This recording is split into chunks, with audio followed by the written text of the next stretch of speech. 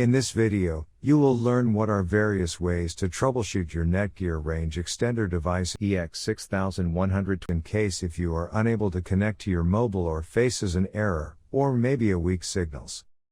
The first thing that you can do is try rebooting your Netgear Range Extender and your router. Second, if this does not solve the problem, then try factory resetting your Netgear Range Extender.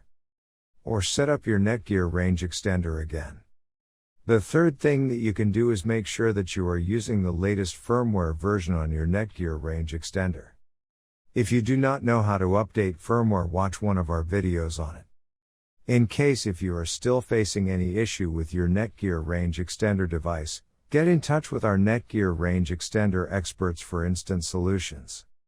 Thanks for watching our video, and do not forget to like, share, and comment on the video, so that you never miss any video from our channel.